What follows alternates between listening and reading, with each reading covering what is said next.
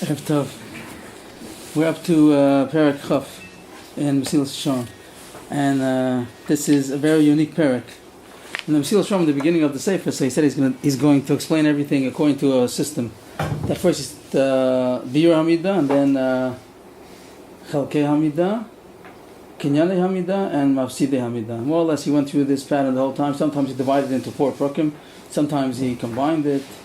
But he always had these 4 subjects: what it is, and then to divide it to its parts.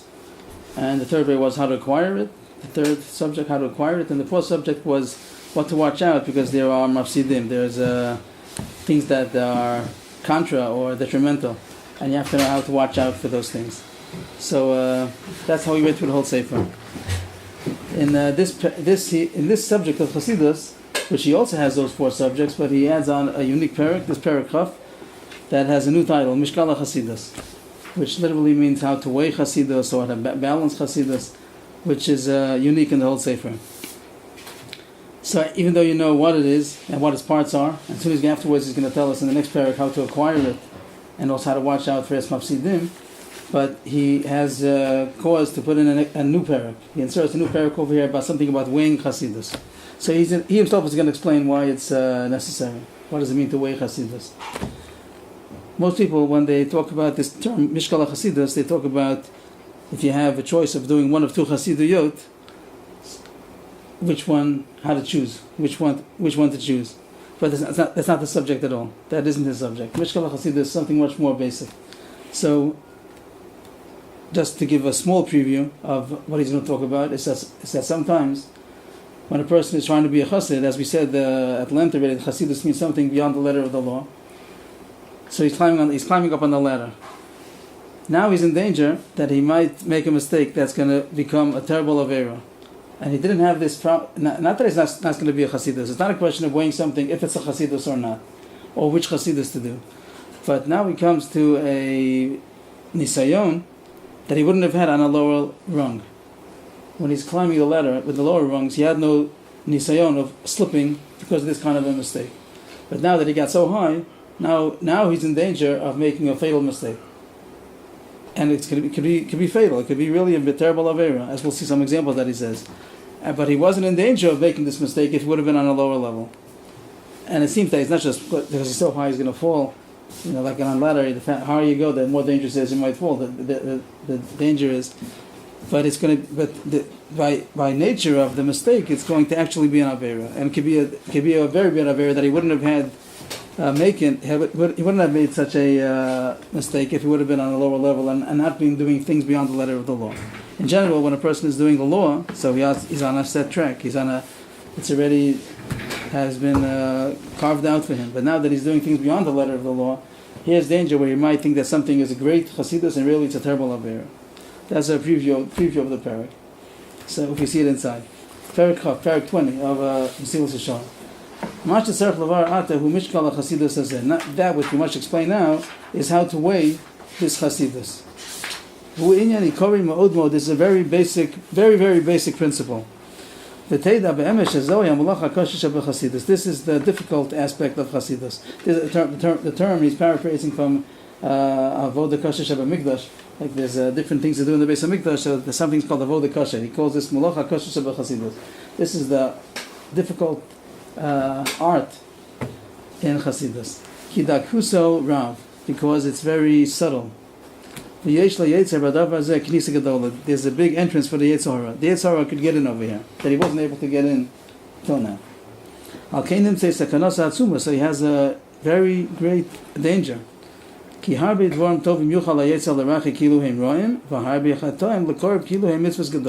there are many good things that the Yetzer Hara might distance as if they're bad. So this is going to be not as dangerous, it seems, but there are many good things that he really should be doing as a chassid, but he's not going to do that because the Yetzer Hara is going to confuse him. And on the opposite, there are many averos that the Yetzer Hara might make them seem as great mitzvahs, which he wouldn't have been able to do on a lower level. He only has this knisa, he only has this entrance because he's already a chassid. Before he gets to what this issue is going to be, he first tells us 3 prerequisites that a person has to have in order to be able to make this balance, to make this weighing, to be able to weigh correctly.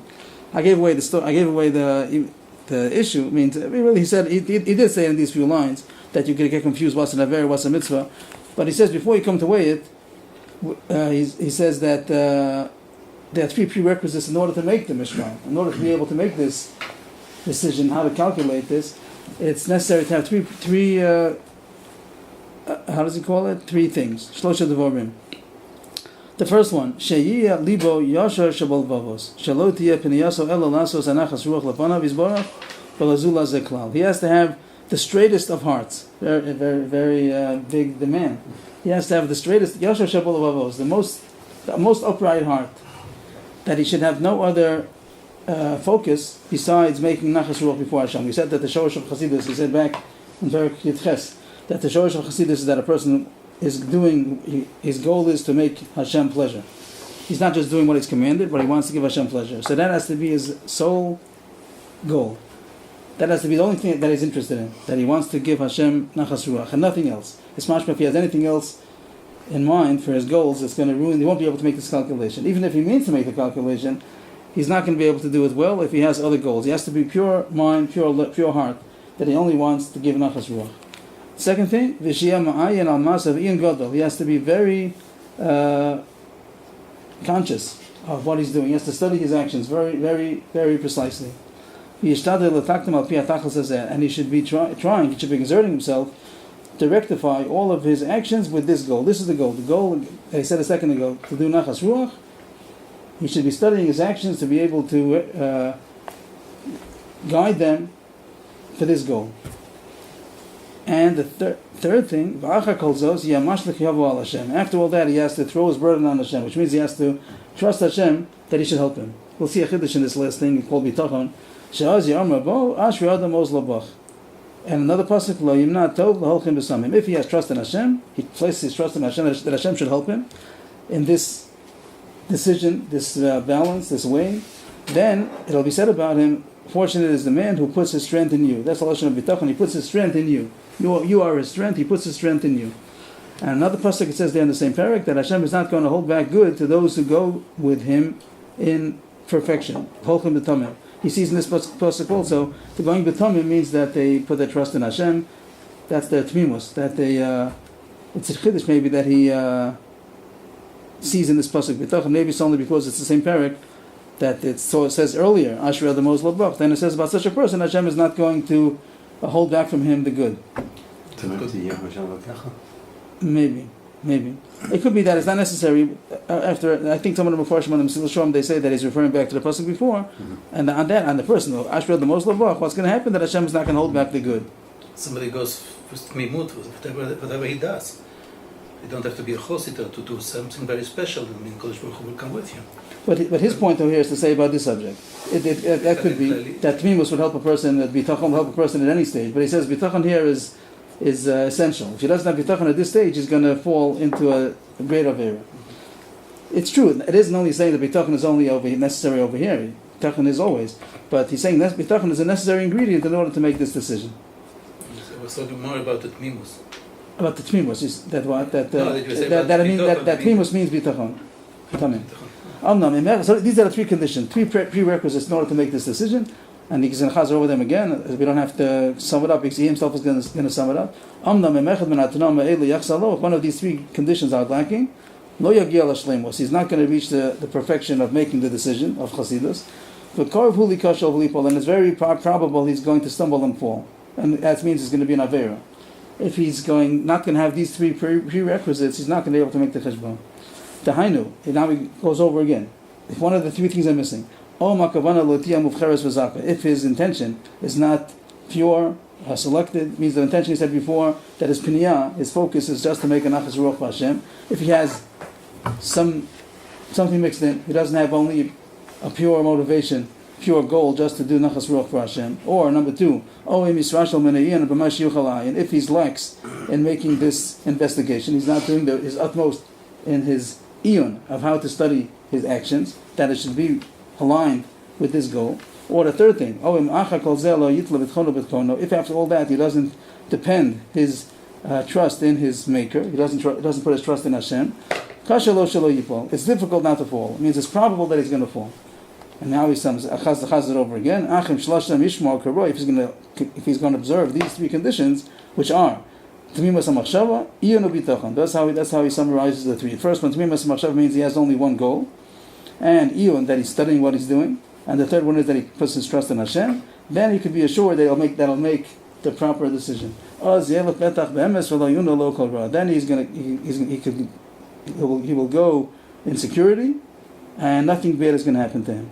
And he brings a pasuk just to say that if Hashem is going to watch a person in his Chasidus, that's what Chana Neviah said in her Nevius. There's a small tefillah about this Palol Chana Batamar, Alas Libi B'Hashem. It's about 10-15 psukim, and over there it says Raglei Chasidav Yishmor. Hashem is going to watch the feet of his devoted ones. So the first pshat, you might think that Hashem will watch them; they shouldn't get hurt, they shouldn't fall. But Mesillas Rabbi is learning that Hashem is going to watch them in their Chasidus. Raglei Chasidav Yishmor, being in Chasidusam, they're not going to stumble in their Chasidus. The David Kamokin Namar V'lo Yazav Es Chasidav V'lo Lom Lishmar. David says that Hashem is not going to forsake his Chasidim forever; they're going to be watched. So again, he learns the same thing, that Hashem is not going to forsake them in their Chasidus. That the Chasidus is a dangerous issue, and Hashem is going to watch his Chasidim that they shouldn't stumble in their Chasidus. So he still didn't say how to make this mishkal. How do you weigh if it's some Chasidus that somehow could be a chet?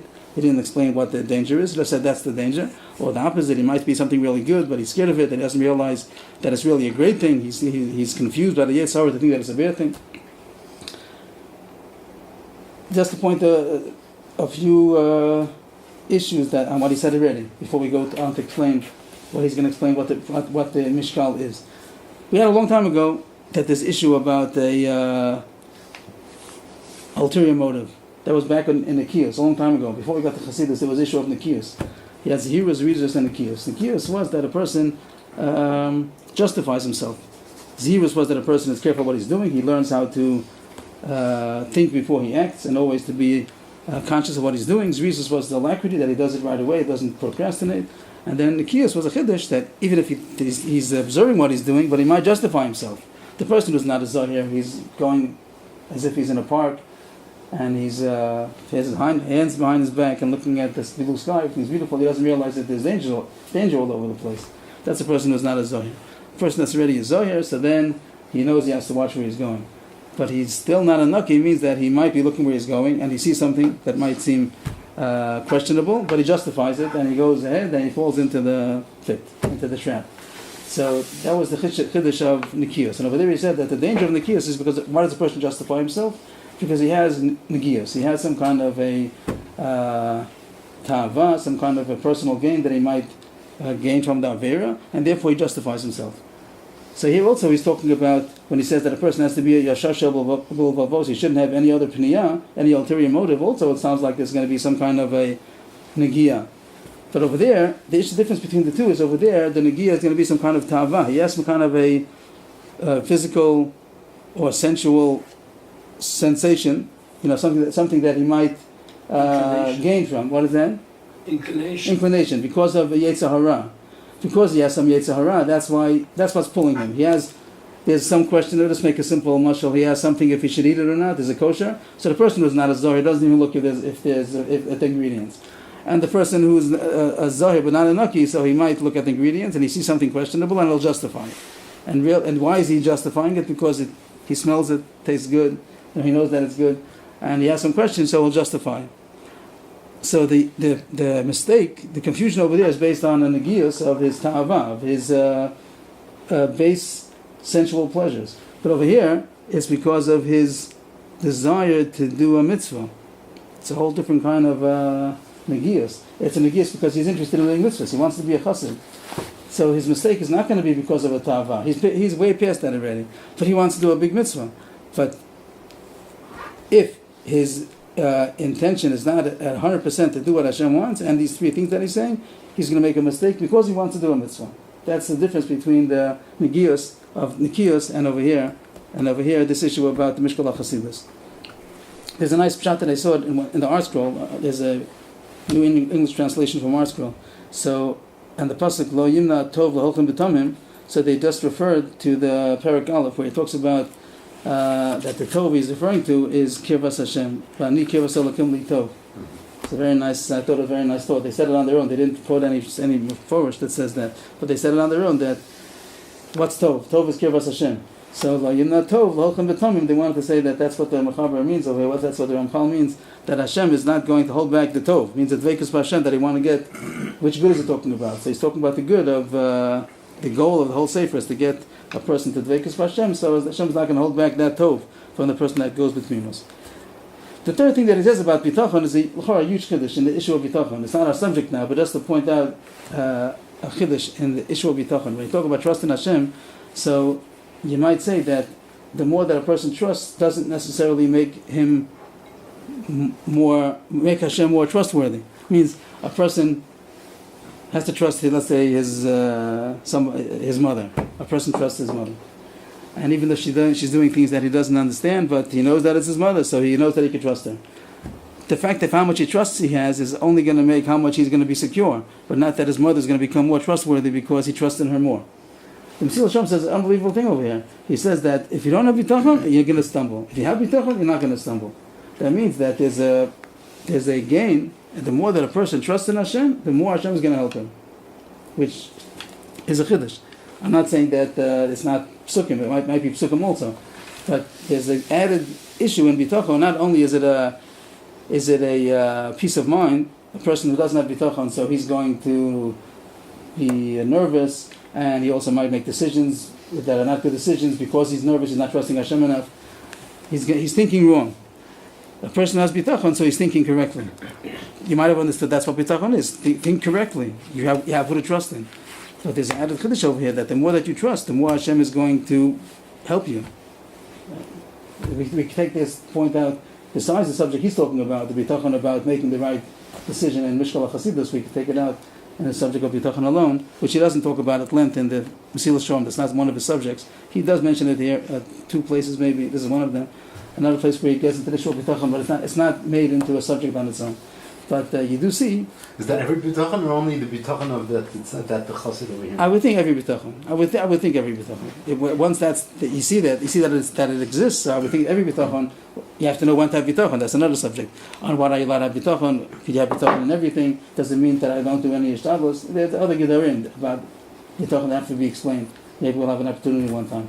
But as far as that Hashem requires his bitachon, I think there are rabbis from Sukkim over there, even without the Mesillas Shalom. I just thought that will be a nice place to mention it. The three steps. Let's say you have the first one, the mechshava, and then you have the iyun. So you're doing everything right. But he says it's not enough. That's a chiddush. That if you don't have Hashem's help, you're going to make mistakes still. He says you have to have all three. That what? That Hashem should help you. You turn to Hashem, that Hashem should help you in your decision making. I wouldn't have thought so. I would have thought that you did both. You did what you could. But if you did what you could and you didn't trust in Hashem, so then Hashem says you didn't contact me, so to speak. You should have asked you.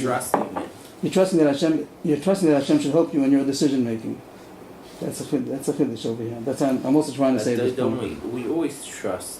So he's saying that trust is a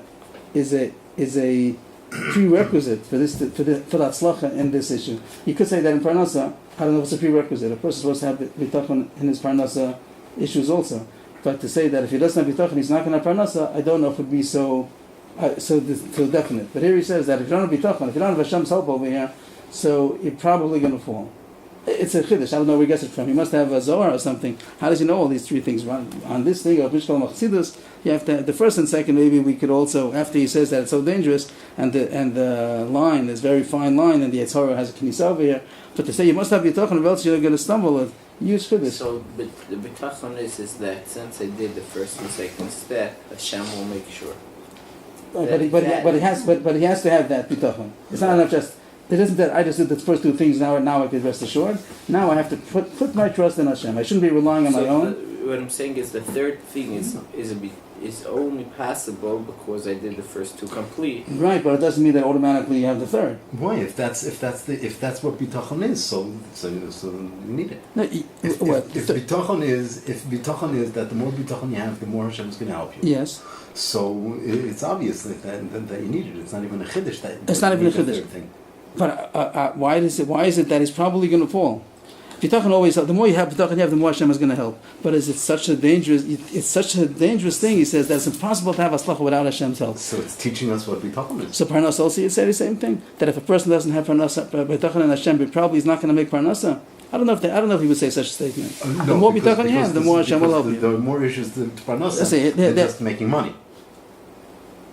There are more issues. There are more issues with parnasa. So therefore, even if he doesn't have bitachon, he's still going to make money because Hashem doesn't want his family to starve, and he wants him to give tzedakah and everything else. And as far as Chasidus, the being matzliach in this Chasidus, it's only between him and Hashem. Or you might say, maybe you might say also because it is because he's saying that it's such a delicate, such a subtle decision that without Hashem's help he can't do it on his own. All of his ishtadlus alone, he wouldn't be able to make this calculation without heavenly divine assistance. Maybe also that's the reason why he says over here you must have this prerequisite.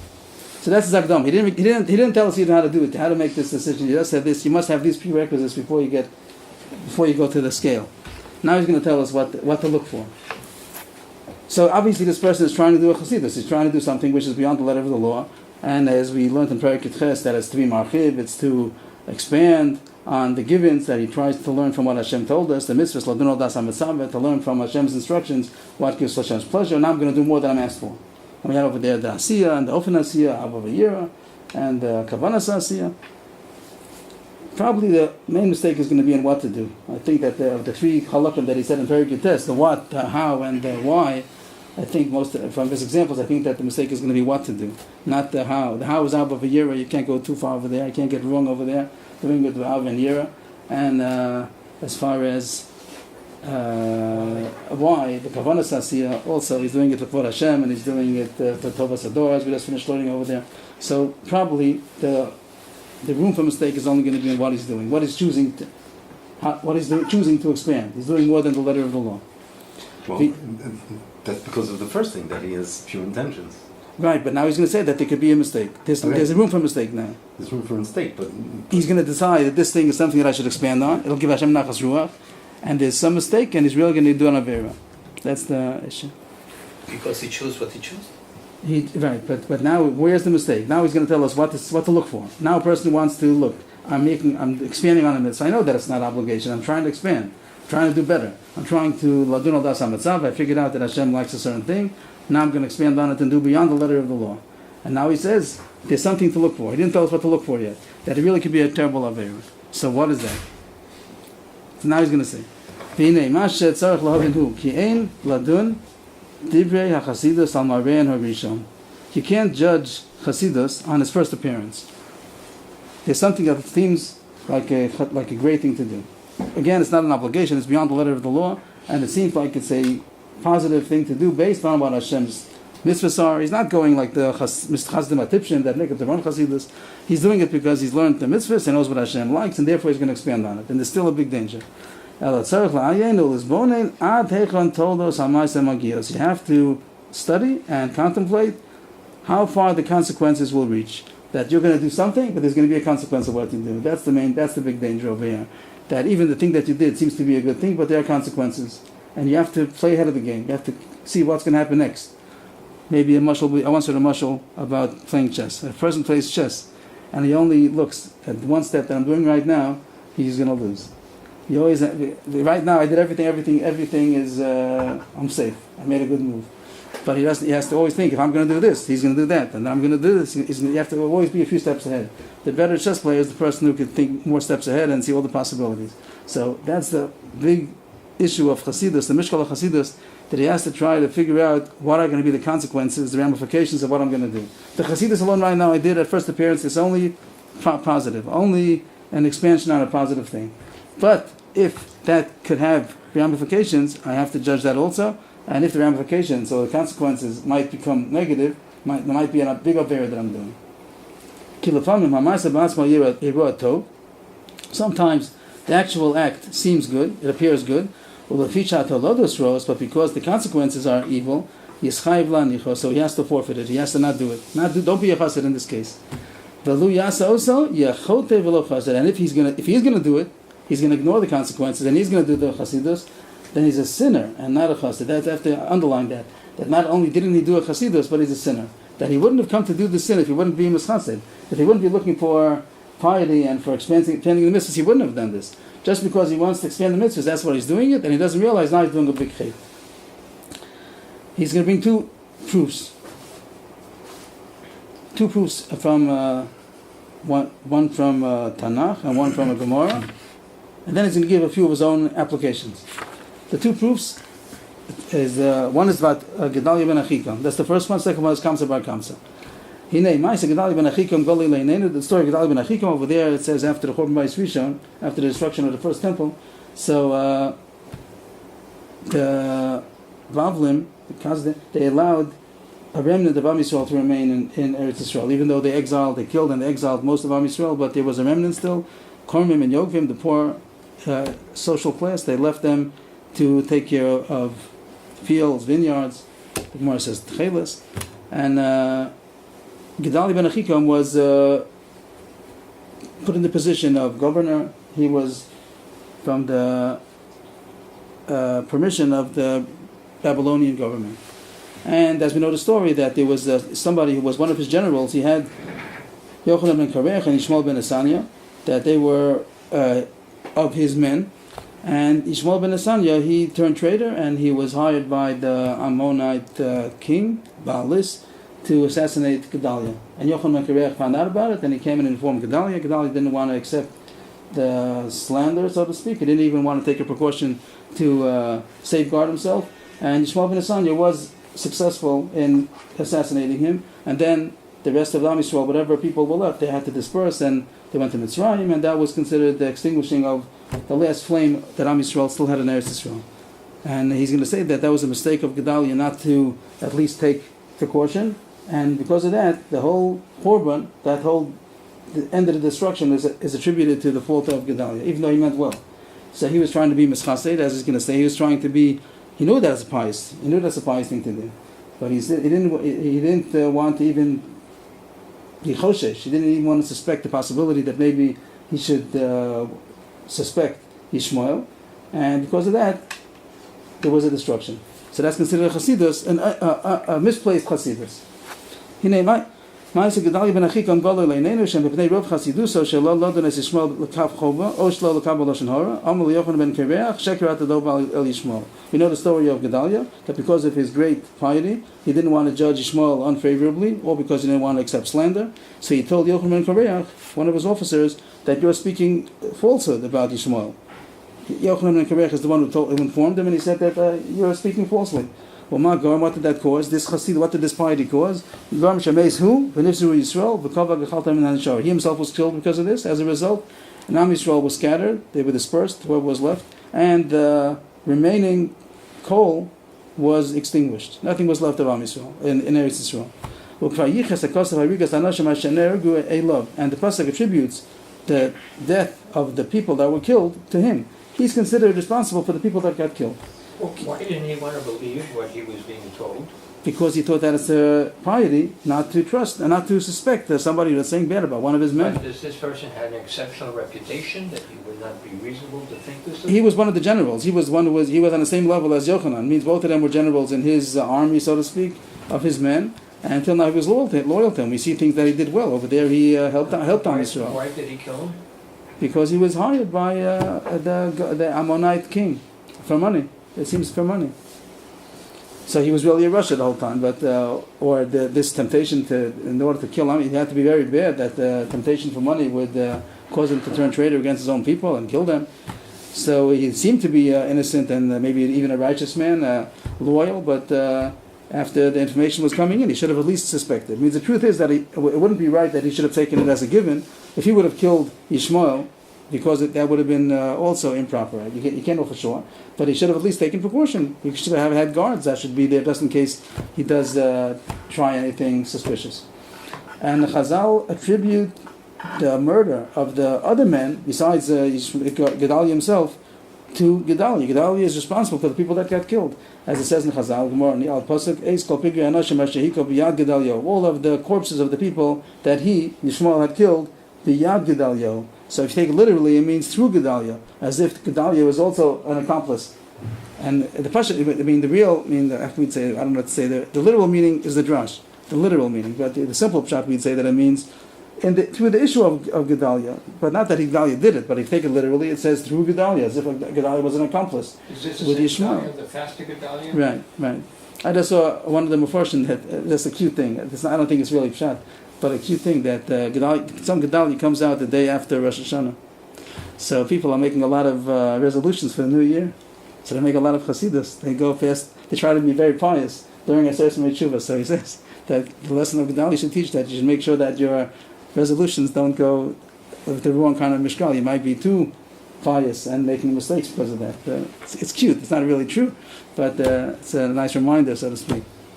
So that's one example. He proves that a misplaced Chasidus is very dangerous. So not only wasn't it a Chasidus, but it was an Avera. That's the main point he's saying. That if you have the wrong mishkal, if you weigh incorrectly, not only will you end up not doing a Chasidus, but you'll do an Avera. That's considered an Avera. Because the literal law, Gedalia also seemed to have known that he is allowed to be suspicious. He's allowed to be precautious. But he thought that it's a bigger Chasidus not to suspect. How could he suspect a Jew of being such a murderer? So he thought that it was a Chasidus not even to take precaution, or to be down the Chasidus to give the benefit of the doubt. And that seemed that if it wouldn't be any danger, it would be a Chasidus. So someone says Lashon Hara about somebody in a way that there's no danger. So the law is that you're not allowed to accept it as a truth. You are allowed to take precaution. If it's not a big loss to anybody, even on the side that he's going to do something, it might be a Chasidus, you'd say, that he's not going to even be suspicious of him, and if he has a loss, okay, he'll suffer the loss, if he wants to be a Chasid. But you can't do that when it's a question about people's lives and Am Yisrael. So this was a misplaced Chasidus. That's one example. The second example is Kamsa Bar Kamsa. The second temple also was destroyed. It wasn't the first temple was destroyed, but the like he calls it, the extinguishing of the flame that was left after the Bais Misham. That was the issue of Gedalia. But the second Beis HaMikdash, it says, was destroyed because of such a similar Chasidus. Asher lo nishkal, but Mishkal said that was not weighed properly. What is that story? The Gemara said the Bar Kamsa. That's the Gemara, the famous Gemara. Also, just to say it short, and then he'll explain it. There were two people. There was Kamsa and Bar Kamsa. A man, we don't know his name. He had a friend Kamsa, and he had an enemy Bar Kamsa, and he made a Suda, some kind of a banquet, and he had sent somebody, his servant, to invite Kamsa, and he made a mistake and he invited Bar Kamsa. And at the time when he saw by the Suda, so he was very upset that his enemy is present at his banquet, so he told him to leave, and he asked not to, he'll pay for his portion, for half the banquet, for the whole banquet, and the host didn't agree, and he had him removed. And the host wasn't Kamsa? No. There was a Hugabra, there was a person, doesn't say his name even, and then there was Kamsa was the person who should have been invited, and Bar Kamsa was the one who was invited. They asked the Kasha, why you call it Kamsa Bar Kamsa? He didn't even know about the whole story. He was home, he wasn't invited. Why do you call it Bar Kamsa Bar Kamsa? So they say Bertlach, why he's also blamed. He should have, it's just a joke, but he should have been such a good friend, he shouldn't even have to have been invited. He shouldn't need an invitation. He shouldn't need an invitation, but that's a joke on the side. But the mistake was that Bar Kamsa was invited mistakenly, and therefore, and he was thrown out. And Bar Kamsa was invited by mistake, and the host asked him to leave, told him to leave, and didn't accept any kind of payment. And over there it says that all the Chachamim were there, and they didn't protest at his humiliation. So he had a scheme to have Yerushalayim destroyed, and that's what he did. That the story. He went. Example, they have Chasidus. What? Where is the Chasidus there? Oh, we didn't get to it yet. No. Right. Just by the way, this is just for a side note that the Doros Rishonim, that's Rabbi Isaac Halevi, a great historian. So he seems to prove that Bar Kamsa was of the Tzedukim. He wasn't a great tzaddik, this Bar Kamsa. So if somebody, even if he's thrown out of a meal, you don't go to slander the whole nation to the Caesar and have them killed. And also the fact that all the Chachamim were there and didn't say anything, that also was something that lends itself to itself. He has other proofs that Bar Kamsa was really of the Tzedukim, Sadducees, and that. Right, he was really out of it. But we'll go further. As far as the story goes over here, so he went to the Caesar and he said that Am Yisrael is rebelled, they're not loyal to you. And he, when asked for proof, he said if you send a korban in the name of the Caesar, that they should offer it in the temple in your name, you'll see that they're not going to accept it. And they would have. Why not? The Goy is allowed to bring a korban, and Am Yisrael does accept korbanos from Goyim. But he made a blemish in a place that's only. The Caesar made a mistake of sending it by this guy.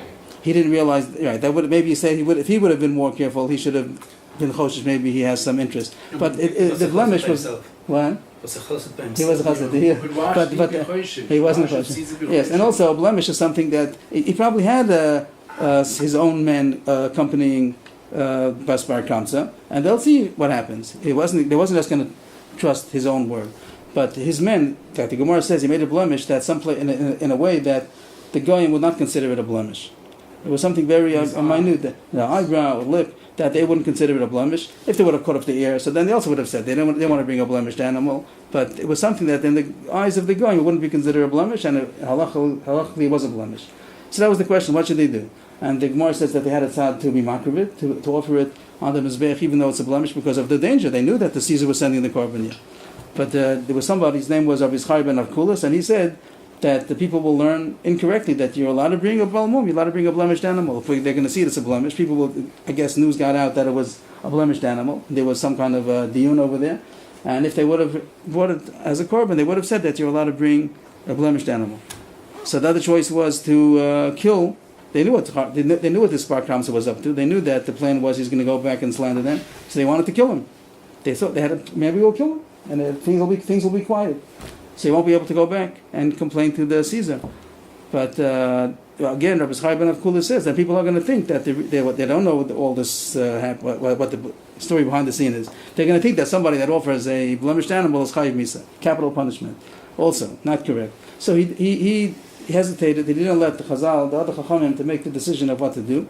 And it's considered, he was trying to be a chassid. He made a gzeira. People are going to think this, people might think that. It's only a gzeira, it's only a decree, an enactment that he's making. It means that, according to the letter of the law, it would be permissible. He's being choshesh for something to... Yeah, but when Chazal make gezeiros, it's considered a Chasidus from Chazal. So maybe in this case, they're like the back room, so to speak. They're the ones who are making the decision. And you have a danger over here for Am Yisrael, then you have to be choshesh, then someone might bring a blemished animal one day. Okay, so that's the worst that could happen. So you have to put it on the scale. What danger is there over here? So he was mitchased, he was being pious, but it was misplaced piety, and because of that, they didn't bring the korban, and he went back to... How did he have so much influence? Who was he that his position carried weight over the rest of the people? It could be that, the Caesar, he went to the Caesar he went to the Caesar.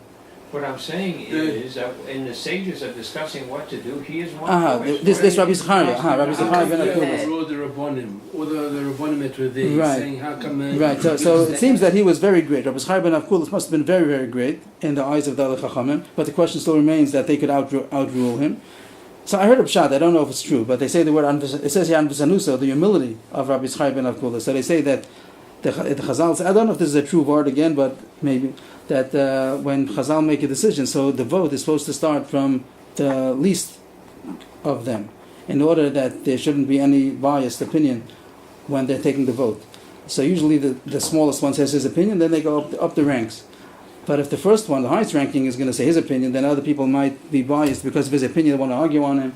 And he said his opinion, and therefore he was humble to say his opinion first, and then the other people subsequently didn't want to argue on him. But really they had the power. They did have the power to overrule his opinion, but they did. But I don't know if that's true exactly the way it said, but just to get maybe some kind of an answer. So that's the Gemara that he brings. And this is also another example that the Chazal attribute the Chorban of Yerushalayim to this misplaced piety of Rabbi Zechariah ben Avkulas. This is, we read it inside. The second temple also was destroyed because of such a kind of a misplaced piety that was not weighed properly. In the story of Bar Kamsa, they said, the Chachamim, they wanted to offer the animal even though it had a blemish. Rabbi Zechariah ben Avkulas said we shouldn't, because people might think from here, they'll learn out wrongly that you're allowed to offer a blemished animal on the Mizbeach.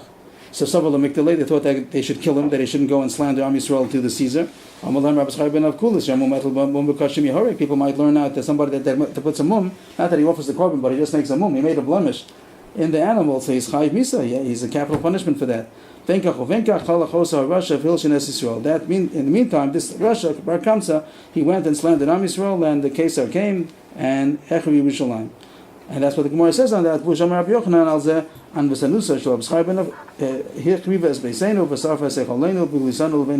humility or the piety of Rabbi Chaim ben Akulis destroyed our Beis Hamikdash and burnt the sanctuary and exiled us amongst the nations. So these are the two examples he brings to show the consequences of misplaced piety. And the misplacement was that they didn't think of the consequences. They didn't see ahead what the consequences might be.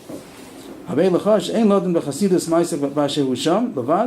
from here, you're not supposed to judge piety according to the act alone, the isolated act that you want to do, which was a Chasidus in both cases, not to accept Lashon Hara at all, not to even be suspicious, and also to make all these gzeres that no one should make a mistake about bringing a Baal Mum or thinking that it's overly punished.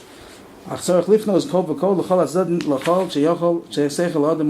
to turn to all the possibilities that man's mind can see. It means, of course, we're not infinite. We can't know always what the consequences might be, but you have to try your hardest to see all the possible consequences until you could truly judge which one is better, either to do it or to refrain from doing it. The problem was that his Mishra Chasidus was wrong. Right. So then why is he saying Mesillas? Right, so because either the word Mesillas is another way of saying Chasidus, the piety, his chumrah. They ask the kash, even without the Mesillas Rabbi, they ask the kash, what does it have to do with Anova?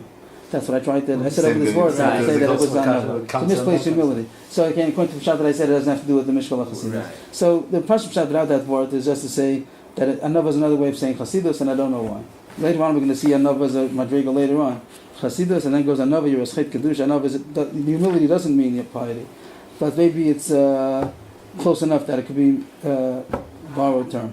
That's how he's taking it. That it means the Pashtunan Gemara also means Chasidusa. What does that have to do with humility? I said a word that I heard long ago, but the Pashtunan is Chasidusa. Chasidusa Shalab Schreiben of Kulas. That was the problem. He was misplaced piety. Those are the two examples he uses as proofs of what the problem is. So they did not sacrifice the animal, and he knew about it. He was waiting. He was waiting there. He was right there. Huh? He was there. He wanted to see what. He was where? He was there in the Beis Hamikdash to see that they're not going to bring it. He knew they're not. He knew or he hoped they're not going to bring it. They're not going to offer it. And then he went back to this. Another animal and offered it. No, he was there with all the men's soldiers, whatever entourage he came with. This was the king's korban, so it wasn't. They couldn't just bring another korban. They said this. He made sure that no one should be able to switch it. This is the king's korban. Why couldn't they just explain that we do consider it a mum? And please bring another one. We do. You're right. We do consider it a mum. Meaning we never sacrifice such a thing, and it's disrespectful that the king gets less than. There's a way. Maybe there's a way to do it. Maybe there's a way to do it. It seemed not. Maybe they would say that your level. It doesn't meet their standard requirements. It also is probably a chutzpah to say that this blemish doesn't meet our requirements. Your requirements are not as strict as our requirements. I'm just guessing together with you that maybe that's what they call a kasha namasa. I don't know the answer, but that must have been there must be a reason. They would have known from the blemish that this particular guy did it. They would have known it didn't happen by accident, and so they could have explained that. We'll be happy to offer a sacrifice king, but this one has been damaged. But that the Gemara says that they don't consider it a blemish. The goyim don't consider it a blemish. It's a very slight thing that the goyim don't consider it a blemish. But they don't have to consider it a blemish. But the Jews could say that we will, we want to honor the kings. But this one we cannot. Let's, give me 5 others, 10 others. So I don't know the answer. I'm just suggesting. I'm not trying. For whatever reason, they couldn't do it. The other thing is you gave a mashal of chess, and the mashal works well with a beginner chess player. But for example, there are people that can play 50 chess players at one time. Isn't that because they're looking ahead at each game? No, they already know the pieces where it's strategic. In other words, it's already planned out. They already know what. Because so it's also the same thing. They know it already. They know the future of. It's really the same thing. They're so advanced that they don't have to figure it out now. They figured out it already before. But it's also seeing the future. Now he's going to go on. I don't know if not too much time, so we'll stop here. Now he's going to give three applications of his own ideas, his own examples that people make mistakes, that they try to be extra pious, but they're really causing an avera. Some people say, they speak Lashon Hara, and say about, it's a mitzvah. It's a mitzvah to speak Lashon Hara. And this person. And they consider it a Chasidus. The question will be if they consider it a Chasidus. If they don't think it's a Chasidus, then it might be just plain Nekius. Nekius is the mistake, that they have some kind of a Nekius, and because of that, they, more heter, they justify themselves. That's more like that. Maybe. If that's really what is really driving them, you have to ask him what's really driving him. Is it driving him the fact that he wants to say the Lashon Hara, then he's back to the Nekius. Go back to Nekius. But if it's because he wants to do the mitzvah, he really wants to do the mitzvah, then he's here. If he really thinks that it's a mitzvah. So, to be continued. I'm sorry. It's the shidduchim. Somebody asks, you try to do the best thing you can do, and it might be completely wrong. Right. There's sometimes, let's say, the Chasidus might be that he doesn't want to say bad about somebody. He thinks he's being a chassid, and really he's getting both of them into trouble, and it ends up bad. That's a misplaced Chasidus. A very good example. We should be zocha only to do Chasidus correctly.